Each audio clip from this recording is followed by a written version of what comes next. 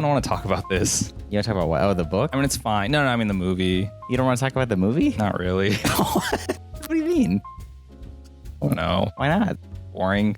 No, It it was wasn't. It wasn't. boring? That's not true. That's not true. Dude, compared to the last movie we saw, like, Yeah, it was insanely better. You're right. You're right. Like, insanely better. I was entertained. Yeah. When it said the next thing is Invisible Man, I thought it was Invisible Man, which is a very different film by Ralph Ellison that I read in high school. So, yeah. But this book, right? You figured it was like, it's short. It's like 150 pages or something, and It's like, is it even that long? 157 on this one. Sure. 160. Yeah, 160. Like the Kindle version was like 110 or something. Like, it's not long. Yeah, and after going through Island of Dr. Moreau, which I thought was like, it was suspenseful, it was pretty decent. I thought that this book would be equally kind of like easy to read, but it wasn't. Yeah. Do you want to talk about the book first? Maybe. Or are we just gonna say it sucks and move on? It's just so. I didn't like it very much. It's like nothing happens. Yeah, it's very And so I boring? tried to listen to the audiobook, Yeah. which was better, but I still kind of ended up dozing off here and there. I think it's good to talk about the book because like the origins of this story. So the book and the movie were very similar, I would say, though. Like, they're pretty close knit. So we're not gonna have a lot of differences. The story's not that big either, really. No, you know no. what I mean? And honestly, seeing the movie, especially like inside the main set piece, was exactly what I envisioned in my mind. So that was actually pretty nice. Okay, so what's the premise? So the guy is like a scientist. He invents a way to make himself invisible, and then I guess we'll get into the story and stuff like that. But the movie explores that concept. What if a guy could be invisible? And so I would say, in order to kind of talk about this book, you have to talk about The Ring of Gyges, which is, I don't know, would it be like a parable, like a story? Like philosophical thought experiment, I guess. That's good. Hold on to that. Okay. So yeah, it's like a thought experiment. And so basically, this is in Plato's Republic. And so there's an argument being had about whether or not justice, like being just for justice is for its own sake, is something that people do, or whether we just do it to kind Appear of, just. yeah. Instrumental value and intrinsic value. This is like going off in this whole thing about this ring. Yeah. I should probably just say the ring of Gyges is like a magic ring that makes you invisible. And the thought experiment is, if you had a magic ring that made you invisible, would you act like a Sociopath, yeah, and murder sociopath? everybody. Or would you act like a just person? Because you're invisible, so there's no consequences of your actions. Right. So And if you act justly, then it's because you think that acting that way has own value. and it kind of stemmed from this argument between Plato and his brother or something. What was it? Glaucon? I It was don't know. Glaucon making an argument with Plato and I think father or somebody. I don't know. So what they're saying is that there's two ways a thing can have value. It can have value intrinsically in and of itself, or it can have instrumental value as a means to an end. Mhm. So they're trying to say, hey, is justice intrinsically valuable or is it instrumentally valuable? So medicine, like you're saying, medicine is instrumentally valuable. Like, no one likes Tylenol intrinsically just because of itself. Right. You like it because it makes you feel better, right? So it's instrumental. So it has value as a means to an end. No one cares about, like, no one just wants to take Tylenol just because it's good, you know? So it's like, being just, is it instrumental, like a means to an end? Like, appearing just to everyone else makes you feel good? Or is it like just all on its own? Right. And so it's an interesting thought. And This film vaguely explores this concept. yeah. And so I'd say the book better explores this concept. Mm. And so, yeah, there's one big difference between the book and this one. And so conceptually, the book is, I found this way to make myself invisible. And he acts pretty unjustly. Yeah, I would say so. And the book is basically just him going around pushing people, saying, "Look at what I can do," and "Hey, who's gonna stop me?" Or "It doesn't matter. They were small people." Yeah. And he's a little bit megalomaniacal. But in the movie, they ramp it up to 15. And Yeah. unfortunately, the movie does one thing. So conceptually, right, this is a big departure in the movie. Is that the way that he became invisible? One of the side effects is that it made him a little bit crazy as well. Yeah. But, that takes away all of the main character's agency, and it completely neuters this, philosophical thought experiment. So Yeah, you're right. that was my problem with the movie. It would be more, I guess, philosophically satisfying if he had a choice, like being invisible reveals that he's like a jackass basically, or like Yeah. a bad person, but instead it's the monocaine Yeah. that he's taking is makes him crazy. So it's like, well, it's not really his fault, kind of. Yeah. And it sounds a lot like Lord of the Rings. This ring makes you invisible. And But in it Lord makes of you the crazy. Rings, it's very, it's instrumental that hey, the ring corrupts. So, Yeah. it's not really the same thing. In this one, it was different because it was like, oh well, it's he just happens to be invisible, and this is actually who he is. Yeah, this is what he wants to do. This is what he would do if no one was looking or no one was able to see him. Whereas in the movie, it's like, oh, well, it made him crazy, so we don't really know Right, exactly. right. And he even has like a slight redemption at the very end. Does he? Very slight. I mean, he dies, but he's like, oh, I just wanted to do all this for you. Well, to me, like, what do you think about this? Is kind of a weird idea, right? I guess, is it based on the Spring of Gyges thing? Is that like where it comes from, or They talked about it. There's a few other things, what a right? strange idea? Because the thing that It's not always that got strange. I think being invisible, flying, these are things that everybody's thought of since they could think. I guess I should rephrase. What a underwhelming power, I guess. Okay, here's the thing that I didn't really ever get about this story. And, watching it and reading the book and stuff, I'm still like, so he's invisible. Yeah. I'm like, yeah, that's good, but he acts like it's gonna allow him to take over the entire world and become like the emperor of the universe. And it could. No, it couldn't. Yeah, if he didn't tell everybody at every passing moment who he is, that he's invisible, and his plan. If he didn't completely just Well, we can get into that a little later, but the thing is, like, he's crazy, so that's why he's dumb. yeah. And then I guess the only other big difference in the book, there's optical like refraction is the reason why he's invisible. Is everything reflects light, absorbs light. It doesn't make any sense, and right? Yeah, that doesn't make any sense. And in the movie, there's happens to be this like Indian plant monocaine, which just makes things basically invisible or white. The movie explanation, I was like, why did you even explain it? Right. And I heard that and I was like, is this even science fiction anymore? Like, this is just. So they said there's a magical Indian flower that produces monocaine, and then the flower like leaches the color from all surrounding things. Yeah. But it kind of just makes it albino. It doesn't make it invisible. Right. So it doesn't really. And he had albinism in the book, but it doesn't seem like he did in the movie. I don't know. Well, being albino and being invisible are very different things. And a flower cannot probably do either, but certainly not the latter. Right. And dude, it was so lazy.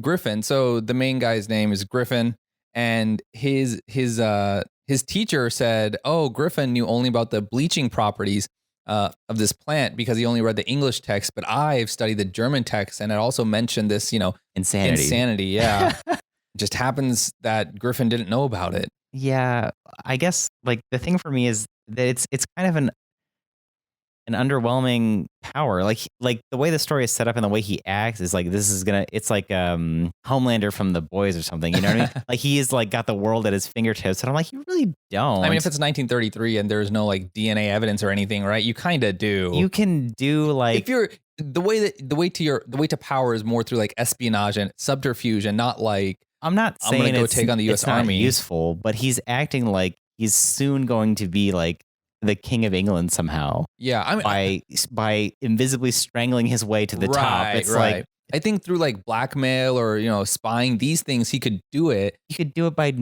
being visible still. No, but this makes it easier. But the problem is that the way that this man in the movie says he's gonna do it is by like strangling his way to the top. Yeah, it's like I'll just murder a few people, some big, some small. Yeah, I'll strangle. He says that almost verbatim. Yeah. We'll begin with a reign of terror. A few murders here and there. We might even wreck a train or two. I'll strangle an engineer of a train, and then the train will crash, and then question mark. Is that and even then called profit. Foreshadowing? Or is it just called like shadowing? Yeah. But the thing is, like, it just kind of enables him to do juvenile mischief really well. I'm like, yeah, you can murder people and it'd be a lot easier to get away with it. Yeah. Sure. But like, it doesn't. You're still a naked guy with only the power of your two hands. You can't really do. No, but you can sneak into like secret bases. You can get information. You can blackmail people with that information. Again, information gathering and assassination, I guess, is where you would focus your efforts. And in 1933, I think it would be easier. You can't even like hold anything like a gun. No, or you just go up to somebody else who has one. Again, And like you can make things look whatever. Look, like I'm saying, it's not. It doesn't seem like enough to make you like just go insane from the power. You know what I mean? It's not super strong. Like two guys can just there he is and hold him down, and that's done. You know what I mean? You're right. But I think we're looking at it from like a 2022 perspective and not like a 1933 thing. They didn't know how to deal with invisible men then. Yeah. We have a system now. Yeah. Yeah. Well, that part always came off a little lame to me, as evidenced by the fact that like he runs around town and like just pushes people off bicycles, takes their hats. Well, the way that this throws is things done around is silly. It's in the book too, kind of. It's just like sure, yeah, that's what I mean. Is like, anyways. Well, okay. So it always seemed like a little bit lame for the significance that it was given. Not saying it wouldn't be useful or valuable to sell to like DARPA, like you're saying, but in and of itself, it doesn't make you like a god just because no one can see you. Yeah. Especially when you wear pajamas all the time. I found a good quote because we talked about this a few times and how I mentioned, is this science fiction if it's a plant that just does this? It's almost like mystical. But anyways, Isaac Asimov has a quote. Science fiction can be defined as that branch of literature which deals with the reaction of human beings to changes in science and technology. Yeah, it's very complicated to define. I mean, this to me barely. Yeah, it's more of like the book especially is more of like just a murder, not even a murder mystery, just a murder run. I feel like if a witch comes down and casts a magic spell and that has the exact same impact in the story that like a magic like a science flower does, is it really that different? Agreed. Yeah. As to me, what would make this more like science fiction-y to me is like they did find a way to make things invisible and then they marketed those things and then that technology was just available in society. How does that change things? Or that's right. A reaction to the actual technology, not necessarily. This is kind of like a one-off. It dies with him and like it doesn't really impact anything. Yeah, you're right. So I don't know. And the problem is that it doesn't even impact him. At least in the book, you had, his reaction to becoming invisible, which is how does he change or how does he behave? And this one, it does that. You can't even have that because it made him crazy. All right. So that's concept. That's Ness story. Well, it's a pretty simple framework. It's just he works in a lab. He is obsessed with finding this invisibility deal for some reason. He does, but then he has to flee the lab because he's trying to come up with a cure for invisibility. He can't figure out how to reverse it. So he goes to stay at like a small town inn and work on his cure. And then he kind of just goes crazy, unveils himself. People try to catch him because he starts murdering people and stuff like that. And then they do. That's it. Yeah. Small differences in the book. He finds a way to make himself invisible and then burns down his lab and runs away. Mm-hmm. In the movie, his science teacher, I guess, and his lab mate, Kemp, different roles, and they're much more integral to the plot. And mostly, especially listen to the audiobook, it was just the story was just so basic, and it really didn't revolve real around simple. It's almost like just like it's like how would you catch an invisible man? Right? That seems like the most. There was one paragraph in this book, and it was near the end, where basically they just explored different ways to catch him. That's like the main, I feel like the selling point. Yeah, one paragraph. And if they had done this as like more of a Home Alone type movie where this is our one thing we got to do is catch him and how does he evade him? Yeah. That would be nice. But these. Like all the ideas they come up with, like, hey, let's spray him with ink, or like, it's going to snow. You can watch his footprints. How do you catch an invisible man? That was the most interesting part to me. But, they didn't do it that well in the movie. They didn't like flesh it out. No. Let's talk about the movie in general. Like, what's your general impression? It was good.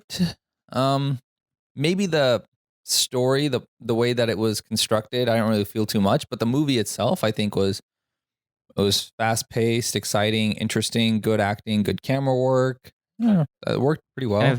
Still kind of impressive effects. I mean, like, it doesn't look good, but the fact that they were able to do that back then was impressive to me. Yeah, I didn't expect that to be so good. We can talk about that, and honestly, that probably lends itself a little bit to the wacky hijinks. Is that they wanted to show off. Right. Is those special effects, which the special effects were probably the standout of the movie. Mm-hmm.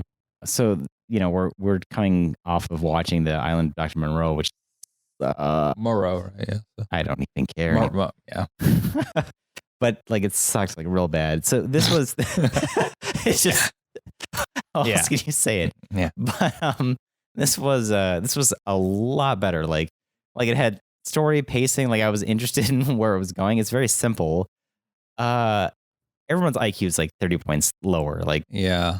But you get a lot from the main character, Griffin. Is that his name? Griffin. Cloud Rains. The actor. Mm-hmm.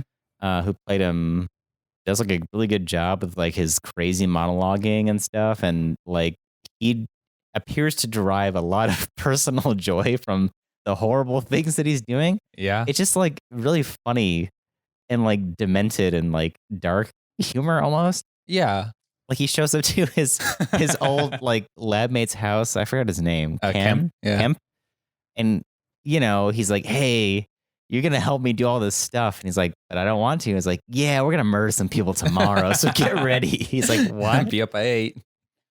And he's just like kind of goes on and on like, yeah, we'll murder, just a couple people here and there just to show them what's up. And then you'll be my go-between, my visible partner. Yeah. And we'll make millions, Kemp. Millions. Like, just delusions. He's just like so into it. You know what I mean? Like, kind of sells it for me. That's true. Like, he really loves killing people. Yeah, these villains, even back then, the villains are interesting. And so, let's see here. It was directed by James Whale, who also directed Frankenstein. Mm-hmm. And so, what was the order? We did Frankenstein, Dr. Moreau, and then this movie, right? Mm-hmm. And so, yeah, this director is good because contrasting him with Moreau or The Island of Lost Souls, it's just so much more fluid, and like the camera work is really fluid. You have panning shots, you have close-ups, like montages. Yeah, there's a montage in there, and I think it's hard to compare things, but because you can compare it to Island of Lost Souls, you can actually see like, oh, this makes a big difference. And the screenplay as well was better. I think everybody knew what this movie was. Mm-hmm. Yeah. And nobody thought this was going to be like some philosophical thought experiment. They knew that the selling points were going to be like the special effects and wacky hijinks. Yeah. And, they 100% just focused on that. It delivered. Yeah. So, one thing I'll say is that the everything besides the Invisible Man and the main character, the main actor, Rains, everything besides that kind of sucked or was like a little bit flat, I thought. Yeah. Like they threw in a female lead just for movie reasons. It wasn't in the book at all. Yeah. She doesn't do much and is kind of just like right. And like the dialogue, well, especially at the beginning, do you remember? It's like very like almost like maid and butler dialogue, you know what I mean? You've heard that before, right? Where like in plays or something, they'd have the maid and butler talking and they'd be like, as you know, the Lord is that, and as you know, he will soon return. Like they're just saying things that they already know to each other, but for the audience's benefit. Sure. That was like that in the beginning of this. He was like, as you know, he left 3 months ago mysteriously and like ransacked his laboratory. Yeah. It was like really on the nose like that. It wasn't the worst thing, but it's fine. It was, that's true. It's an hour and 10 minutes. Oh, you know what else I'll say is like, it is nice to watch these movies like from the same era, like in rapid succession. Because if you had just watched The Island of Lost Souls, you would say, oh, movies from the 30s sucked. They didn't know what they were doing. But then you're like, you can watch contemporary films. You're like, oh, they just dropped the ball on that one. Like, and H.G. Wells also was more pleased with this one than the Island of Lost Souls. So they said that he didn't like how they made the main character kind of more crazy. He didn't like that, but I like that makes sense. Well, yeah. From an acting point, look, if they just didn't mention that the flower makes you crazy, if they just didn't mention that, that would have been cool. That would have been fine. But I mean, this is pre-code, right? So there's an entire like I watched this like YouTube like rabbit hole about how Tony Soprano, he was like, he murdered someone. And he's still like supposed to be seen as kind of like maybe not the good guy, but he's like the main character. That was a really big inflection point in American like TV at least. Oh, okay. And after that came things like Dexter, where you had, these heroes who would like be murderous or be bad people kind of. And so I don't know if it was an attempt to kind of smooth over any kind of moral quandaries that the audience might have I to could see that. this, but I mean, it takes away any kind of, big themes. And it takes away agency. Mm-hmm. Oh, real quick. So yeah, the other actors, let me see here. So I loved the acting by Una O'Connor. She was Jenny Hall. She was like the Oh yeah. the innkeeper. She was pretty good. Yeah, the hysterical screaming. Hysterical screaming, but also just like she was comedic, right? Yeah, it was funny. It was comedic. Oh, okay. So I don't really know where to put this in your framework, but there's one big thing that I think we should talk about, obviously, is that how like they struggle so hard to catch him or do anything because he's invisible. Okay, yeah. So this is the meat and potatoes of my dislike, right? Yeah. These idiots. So you got this guy, like it's just so rushed. This guy comes into your inn. He just shows up and says, "Give me a room." She's like, "We don't have any." And he's like, and she's like, "Okay." So she gives him their best room. He sets up his little chemical laboratory. She comes in and sees him eating in the funniest frame, I think, that covers up his face. Yeah. It gets he has like a hair trigger temper. Yeah. Like any little thing that's happened in this movie, like he just goes crazy. Like his goal is to find the antidote for this thing quietly. And yet, the innkeeper guy, the guy goes up and says, "Hey, you got to pay your bill and leave." And our Griffin just like throws him downstairs. Like just immediately, like, again, it's so hard to talk about this movie because you're like, oh, well, it was the flower side effects that caused him to be an idiot. But, it's just stupid. And then the cop goes in and our Griffin is just like, "Look at me, my shirt's off. You can't see me." And just, I'll show you who I am and what I am. Okay. The thing that gets me is that like he's like, again, he's just a guy who's invisible and then also naked if he's completely invisible. But the police and people just struggle endlessly to catch him. yeah, the ineptitude. Like wild. he's like strangling people or like taking their hats and stuff, and everyone's just like, "Where is he? Where is he at?" Yeah, like, there's like he's literally right in front of you. Dozens of cops right there. There's like 4 people around him in a tiny room. Yeah, like and you know where he is. He's like he's right there. I know you can't see him, but with context clues, like AKA the bottle came from here. He's right there. Just get him. And it's so frustrating to watch. But the whole movie they do that. Yeah, it's and the problem is like the tone of the movie is so whimsical. Because like there's murder, but he's also like running around like just like lifting up a bike. He pushes over like a baby carriage. He gets an old man's hat and just throws it into a lake. Yeah. Like gets a bicycle and like knocks it over. He's like, yeah. The special effects were really cool. Yeah, they were really cool. But the stakes were so The thing low. is like people don't even fight back. Like his main method of killing you is strangling. And people are like, "Where is he? I don't know where he is." And they just die. Yeah. They don't do anything. They're just like, he's invisible. I can't. I mean, you could have had some like Final Destination type deaths or something. Like maybe he gets like a fireplace poker that would've and been cool. like some, like just. No, he just strangles people. Yeah. And they can't stop him because he's invisible. You know what I was thinking? That like, there's one part where the cops, they know he's in this house and they build a literal human chain of cops like this. Yeah. Around it, which, you could easily sneak between. Foolproof, right? Yeah. But you could easily just walk under. Uh-huh. But that doesn't happen. He like walks up to them, like grabs one of their hats, like boinks one of their noses, and they, you got to show this. But like he flicks his nose. He's like, he knows he's looking for an invisible man. His nose gets grabbed. He's like, he's here somewhere. There, the chief comes up and he's like, "What's going on?" He's like, "I think my nose just got grabbed by an invisible man. What do we do?" What is it? Something smacked my face. He's like right in front of you. Just grab him. And then a few scenes later, they even had there was some dialogue like, we just searched 10 square miles. Like, no, you didn't. Like, this is. Yeah. We've looked everywhere. We haven't found the Invisible Man. Yeah. It was, hey, again, I guess, Monday morning quarterbacking, I guess. Back then they went, they delivered, and I'm sure people were like, this is the best movie I've ever seen. New York Times had it as like number 9 of their best films of 1933, which that's weird that there were so many other better movies. So, I guess when you do so many things right, it's a little difficult, until 90 years later to be like, oh, you could have done all this better. I don't know. Whatever. I'm just pissed that they took away the agency. It would have made it just so much more complex. Like, and it's not, they added something. They had to do work to make it less complex. Yeah.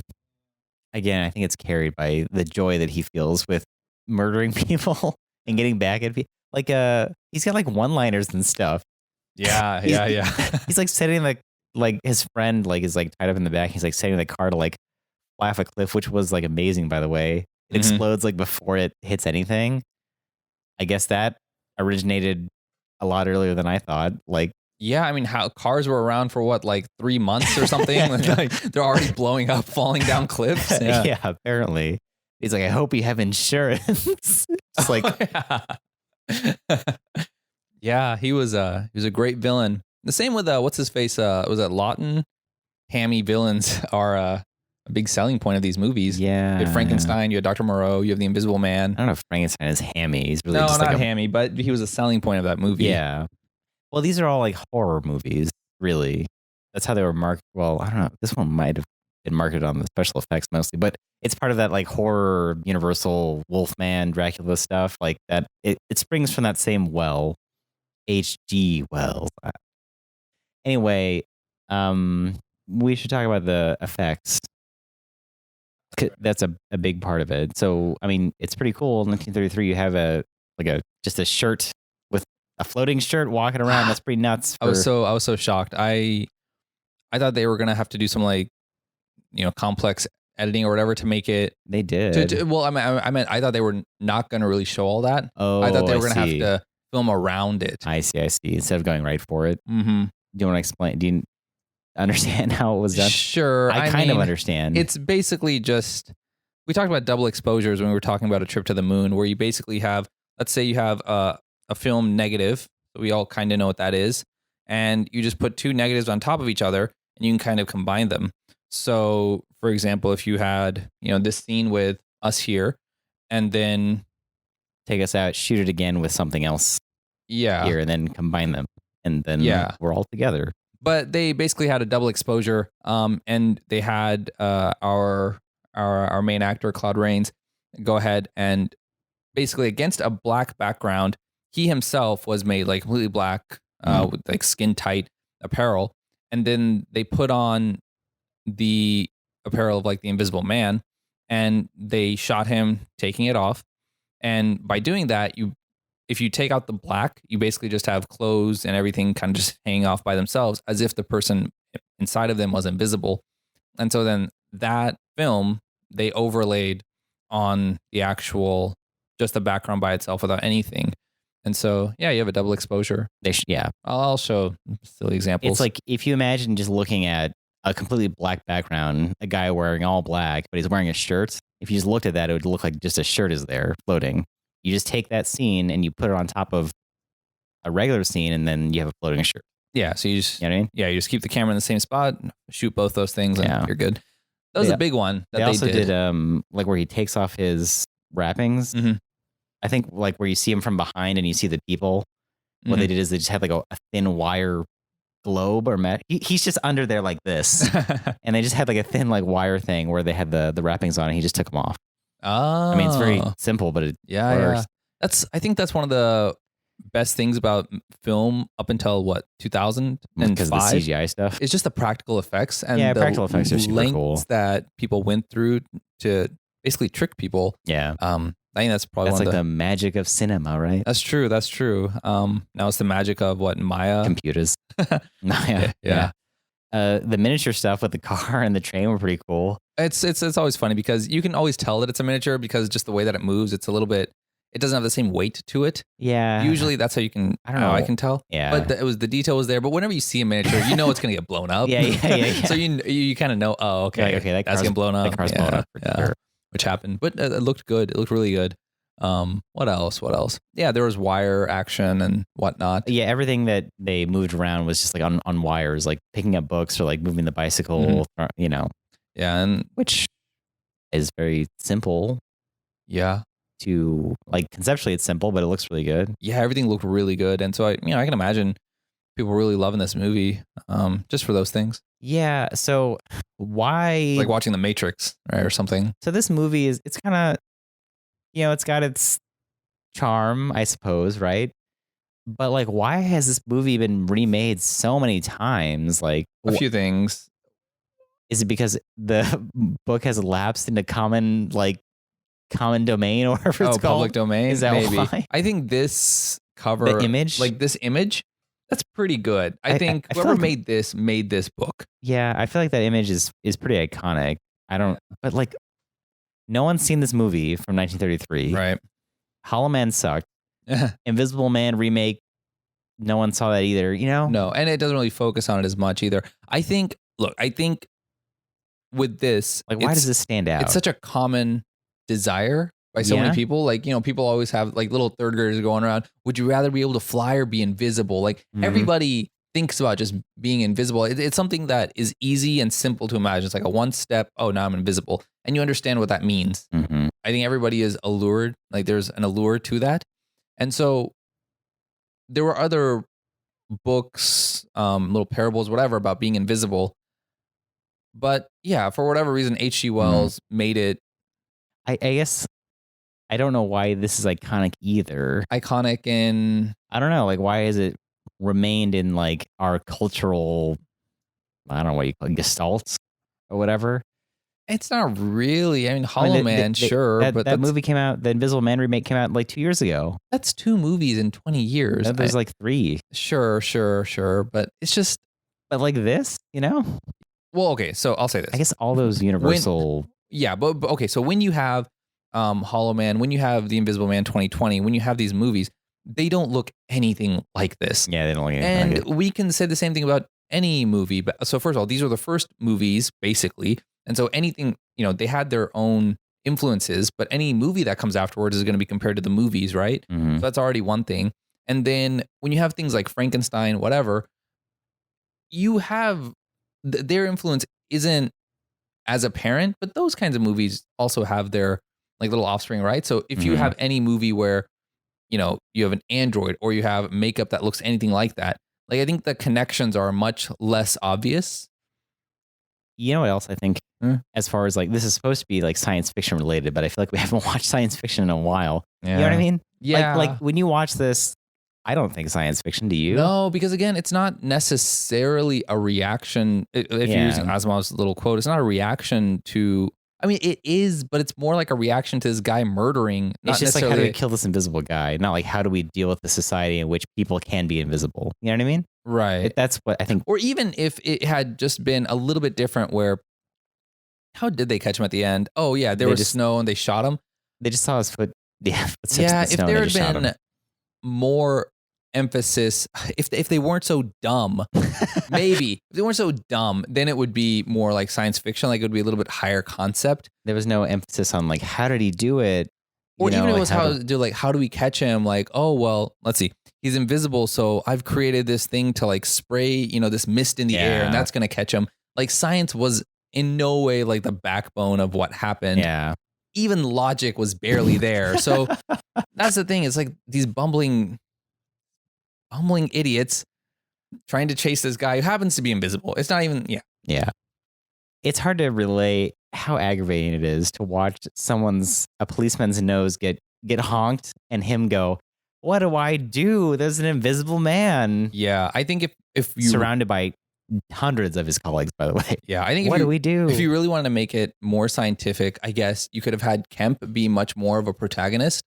And maybe he has to like find out a way to chase him. And then he like works backwards from his formula or something. That's sci-fi.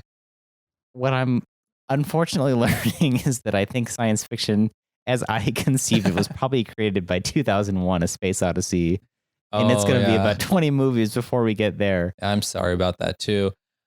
What I see as science fiction is just used. I think they just realized that sci-fi sells in cinema, and So I think for this movie and for as far as its science fiction angle, you see the really tight relationship between science fiction movies and special effects mhm, development. mhm. Like, Yeah, and that's what I mean. These they necessitate special effects, right? Because you have to show fantastical things. right. And so the problem, not the problem, in books, in book form, science fiction usually is good because it deals with, moral quandaries, whatnot. Mhm. In cinema, at least here, it's good because it allows you to do crazy out of this world Yeah. effects, which, yeah, it's really annoying to me because, like you're saying, it's 2001. And then I guess Star Trek or something, where you actually start dealing with these, like at least Star Trek, like you start dealing with these like moral issues Mhm. again. And it's not just, wow, laser or something. Yeah. Well, I mean, I would love a laser. I haven't had a laser in a while. I mean, it's very nascent. I thought, because like Metropolis, like I get it. Like that's science fiction to me. Well, It's like a whole like the city is like science mega fiction. city. There's the Yeah. robots, Yeah, I guess. Yeah, I But agree. this is like very proto, like nascent development. Like, hey, what if science did some wacky stuff and we showed it on a movie? And like the term science fiction didn't even come about until like, I think the 50s or something. So these people had no idea that they were making a different, Right. they didn't know. They didn't know like standards for the genre or I think, anything. Yeah. The 50s with the aliens and like the ray guns and Attack of the 50-Foot Woman, etc. That's like where you get really early, probably not great science fiction stuff. I think what we're watching is an evolution of You're watching the injection of like these thoughts or ideas, I elements guess. into film. War of and the special Worlds is effects. like, I don't know what that's going to be like, but that's another H.G. Wells thing that I think is definitely like, okay, I get it. Mm, Like, that's science fiction for sure. yeah. See if there's anything else. Oh, that's right. At the very end, with the special effects, they go from invisible to skull to face. Oh yeah, That was pretty impressive. yeah. I don't know how they did that. I mean, I No, guess it's the same thing. yeah. Oh, okay. They had him there. They put all the black stuff. They probably had him there. They filmed him normal. Then they put the black stuff on him, filmed him, and then they flipped it. And then they put a skull there, and then they put a wax head there. Yeah, put a skull. Yeah. Yeah, it's pretty impressive that the main actor, Reigns, is like, he's carrying it all without any facial expression ever really. You never see his actual face until he is dead for like 1 second at the end of the movie. That's pretty impressive. His voice, That's right, is distinct. He's known for his voice, which he said changed because he was exposed to poison gas in World War One. Yeah, In World I War was One. poison, but yeah, gas during World War One. I mean, they didn't have gases that weren't poisonous back then. I don't You know. weren't exposed to any other kind of gas. Yeah. It was a laughing gas. Yeah. So yeah, his distinct voice definitely made it easy. It And stands the out. sound mixing was really good. Mhm. These movies don't have background music. I wonder where we're gonna get that. Oh yeah, I didn't So- notice that. Yeah, it was horribly missing. And I think Frankenstein and Lost Souls, I was Mhm. like, this could be so much better with some music. Mm. But this movie, you're right, it was fine without it. You can put in some of that techno funk from Trip to the Moon. Oh yeah, but yeah, I was comparing his voice to Bane. Like like in Dark Knight Rises, you can't hear anything, Yeah. and they had to like go back and change everything. And in this one, I'm very impressed with the sound mixing. So I don't know. I think you like have some problem. It's not my favorite story to begin with, I guess. Mm, But I mean, I did enjoy the movie overall. yeah, It's like a tight 110 minutes. yeah, I like the film lengths of these movies too. They're all pretty short. Yeah. I mean, it's like a simple story and it Doesn't overstay its welcome. Yeah, it doesn't stray too much with other nonsense. Mm-hmm. I will say though, like it's horror, but there's no tension in these movies really, because the poster, I guess, gives away what it's about. Well, it's called The Invisible Man also. But the book is also called that. But there's some build up to him being invisible. Well, that's the thing I was going to say about the book too that I thought was kind of weird. It's like it's called The Invisible Man. Sure. And then you see a weirdo guy like with stuff all over his face, and he doesn't want anyone to see his face. I wonder what's wrong. Well, the author, as the reader, you know that he's invisible, but it's fun. And I guess you could do this in book format, but it's fun kind of being inside the minds of the people who slowly learn that he's invisible. That's interesting. See, I thought it was like frustrating because I'm like, I get it, he's invisible. Oh, I see. Why don't you get it? They're like, I saw his thing with his face off and it looked weird. Yeah. I don't know. I thought it was kind of building up tension, but whatever. The movie didn't do any of that. Like 5 minutes in, and he's already murdering. So He's invisible. That's what's the matter with him. yeah, not much of an Give arc the there. people what they want. Yeah, murder. So James Whale directed Frankenstein, and he directed this movie. He fought in World War I. He was a prisoner of war. While he was a POW, he made little like stage plays, I guess, with the other troops, a la Tropic Thunder. And then afterwards, he worked in theater. He made some World War I. He made a play called Journey's End. And then what was happening was, because film was having dialogue, like people talking, they wanted somebody who had theater experience. I guess it's funny that they saw talkies as more akin to theater than like silent film. Yeah. Which they would have like voice directors and stuff too, apparently. But anyways, he did another World War I, a couple pictures, and then Universal's Mr. Lemley said, hey, you can pick any property you want. What do you want to do? And James Whale said Frankenstein. And then after that, did a few things, did The Invisible Man. I think he did Bride of Frankenstein. Anyways, okay. An interesting life. He was openly gay, ended up moving to America. Yeah, I mean, he did great job directing. Say that. Yeah. Grandson drives society on toward technological progress and eventual utopia. Okay. I mean, that's cool. It sounds like something I'm gonna love. Things to Come sounds like a 5-minute propaganda video like made by the U.S. Department of Education in like 1950. That's what it sounds like. Things to Come, robot waiters, like I don't know, something like that. And those those films cool. aren't always bad, by the way. Aren't they always great? Yeah, that's true. All right. Are we good? We should be like the Who, and like at the end of every recording, just destroy all equipment. We can write it off. I think that's okay. I mean, it would help. Yeah. I don't know. Just feels like we said nothing for 50 minutes. I don't know. We talked about it. It's okay. Well, I guess we'll get by on our special effects. That's what we'll do. All right.